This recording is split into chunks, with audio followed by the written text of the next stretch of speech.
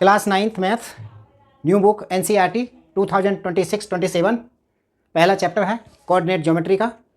तो उस चैप्टर से संबंधित ही उससे रिलेटेड ही ये क्वेश्चंस हैं। ये इस चैप्टर की छठी वीडियो है।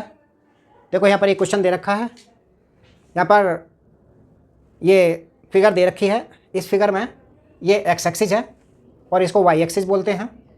यहाँ पर ये पॉइंट है, इस एक्स एक्सिस पर ये पॉजिटिव एक्स एक्सिस है और ये नेगेटिव एक्स एक्सिस है। ये वाई एक्सिस पॉजिटिव है और ये वाई डैश नेगेटिव एक्सिस है। वाई की ये नेगेटिव एक्सिस है। तो अब हमें ये कोऑर्डिनेट इनके बताने हैं, ये कितने कितने हैं उनको यहाँ पर फिल करना है। तो देखो जो एक्स कोऑर्डिनेट होता है उसको एब्सिसा भी कहते हैं और जो वाई कोऑर्डिनेट होता है उसको ऑर्डिनेट भी कहते हैं। तो पहला जो है फिल इन द ब्लैंक्स यहाँ पर जो दे रखा है उसमें है the abscissa and the ordinate of the point B, यानी बी पॉइंट की जो बी पॉइंट है उसकी उसमें एक्स की वैल्यू कितनी है और वाई की वैल्यू कितनी है उनको यहाँ पर लिखना है। तो हम कैसे करते हैं उनको, सबसे पहले हम उसको और हम जो है उसको ओरिजिन से चलेंगे किसी पॉइंट को फाइंड करने के लिए। तो हम यहाँ से ओरिजिन यहाँ से चलेंगे और पहले एक्स पर चलेंगे और एक्स पर चलेंगे, वहाँ पर ये है, यहाँ से यहाँ तक चलने में 4 आया है तो यहाँ तक ये 4 हो गया। फिर हम यहीं से फिर हम ऊपर की तरफ चलेंगे, यहाँ पर बी पॉइंट पर पहुँचने के लिए ये वाई वाली हो गया। तो पहले एक्स चले हम 4 और फिर वाई पर चले हम 3, इसलिए जो बी के पॉइंट हैं वो हो जाएंगे 4 और 3। तो हम यहाँ पर लिखेंगे जो एब्सिसा है और जो ऑर्डिनेट है वो कितना है। तो एक्स पर जो हम चले हैं यहाँ से 0 से वो 4 है और वाई पर जो हम चले हैं यहाँ से ऊपर को वो 3 है प्लस का। तो ये हो गए 4 3। तो इसलिए the abscissa and the ordinate of the point B are 4 and 3 respectively, hence the coordinate of B are. तो कोऑर्डिनेट कितने होंगे, तो पहले हम यहाँ पर x की वैल्यू लिखते हैं और फिर y की वैल्यू लिखते हैं।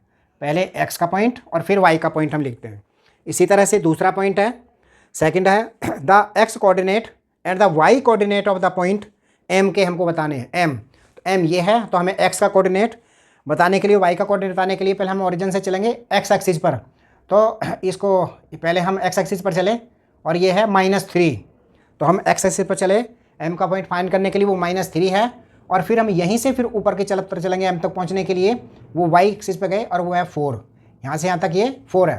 तो हम 0 से चले यहाँ पर कितना -3, तो यहाँ पर हम लिखेंगे x पर चले हम -3 और y पर हम जो चले हैं वो 4 चले हैं प्लस का। यहाँ पर ये माइनस है, -3 है और ऊपर की तरफ ये पॉजिटिव है इसलिए वहाँ पर प्लस का 4 है। तो -3 and 4 रेस्पेक्टिवली हुए, hence the coordinate of m। तो m के जो कोऑर्डिनेट हुए तो हम क्या लिखेंगे, पहले x की वैल्यू लिखेंगे वो कितनी है -3 और फिर y की वैल्यू लिखेंगे वो कितनी है 4। तो इसके कोऑर्डिनेट हो गए -3 4।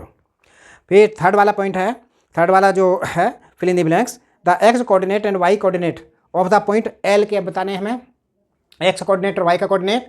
तो हम यहाँ से 0 से चलेंगे, पहले x पर हम चलते चले गए तो ये हो गया -5। तो यहाँ पर हो गया, पहले x का हमने लिखा -5 और फिर पूछा y का, y पर हम पहले यहाँ पर x पर चले -5 और अब यहाँ पर L पर पहुँचने के लिए हम यहाँ से सीधे नीचे की तरफ आए और वो है -4।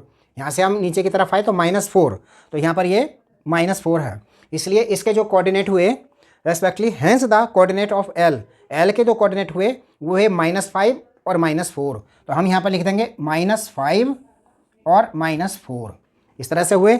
अब फोर्थ पार्ट है the x coordinate and the y coordinate of the point S। हमें इसी तरह से S के बताने हैं। तो x का कोऑर्डिनेट देखेंगे, पहले ओरिजिन से चले हम x एक्सिस पर तो 3 पर पहुँचे और S पर पहुँचने के लिए नीचे ऐसे ही चलेंगे और वो है वहाँ पर कहाँ पर पहुँचे हम -4। तो ये यहाँ से यहाँ तक हुआ 3, फिर नीचे की तरफ ये -4 है, इसलिए x की वैल्यू हुई 3 और y की जो वैल्यू लिखेंगे वो लिखेंगे -4। इसलिए कोऑर्डिनेट जो होंगे हम जो लिखेंगे इसके अंदर, तो हमेशा x का पहले लिखेंगे और y का बाद में लिखते हैं। तो हम यहाँ लिखेंगे 3 और ये लिखेंगे -4। तो इसके कोऑर्डिनेट कितने हो गए, x इसके जो कोऑर्डिनेट हो गए 3 और -4, 3 -4 इसके कोऑर्डिनेट हुए।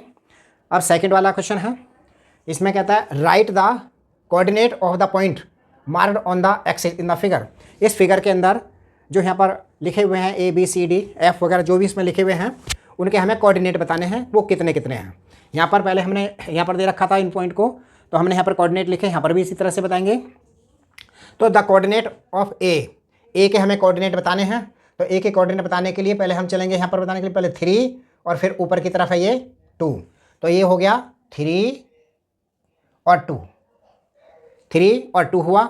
उसी तरह से द कोऑर्डिनेट ऑफ बी के हम चलेंगे, तो बी के हुआ, तो बी पर चलने के लिए पहले एक्स एक्सिस पर चले, वो -4 है और नीचे की तरफ -3 है। तो हम लिखेंगे -4 और -3, हमेशा पहले एक्स एक्सिस पर ही चलते हैं। द कोऑर्डिनेट ऑफ सी के हमें बताने हैं। सी जो इसमें है वो ये है, तो हम पहले एक्स पर चले, ये 5 है, और फिर नीचे नीचे की तरफ चलेंगे और वो कितना है -5, यानी एक्स की वैल्यू है 5 और वाई की वैल्यू है -5। तो यहाँ पर जो सी के पॉइंट हुए वो हो गए 5 और -5। इस तरह से द कोऑर्डिनेट ऑफ डी के हम देखेंगे। तो देखो डी ये है, तो डी के बताने के लिए हम क्या करेंगे, पहले हम एक्स पर चलेंगे, तो डी यहाँ से सीधा नीचे की तरफ है, तो एक्स पर कहीं को नहीं जाना। अगर इधर चलेंगे तो फिर नीचे नहीं आ सकते, नीचे इस पॉइंट पर पहुँचना है, तो हम ओरिजिन से सीधे ही नीचे आएंगे। तो हम एक्स पर कितना चले, 0, तो इसलिए एक्स पर हम 0 चले, तो वहाँ पर एक्स की वैल्यू लिखेंगे यहाँ पर 0, और वाई पर हम चले हैं -4, नीचे की तरफ जो चले हैं वो 4 चले हैं, वो माइनस का है, इसलिए इसके जो कोऑर्डिनेट हो जाएंगे वो 0 और -4 हो जाएंगे। उसके इसी तरह से हम देखें तो कोऑर्डिनेट ऑफ ई के देखें। ई यहाँ पर ये ई पॉइंट दे रखा है, और यहाँ से यहाँ तक ये 1 है, फिर ये 2 है, फिर ये 3 है, लेकिन ये पॉइंट 1 से भी पहले है, और इस पॉइंट को यहाँ पर लिखा है, यहाँ से डिस्टेंस कितनी है, ये लिखा है 2/3। तो हम x की वैल्यू जो लिखेंगे वो लिखेंगे 2/3।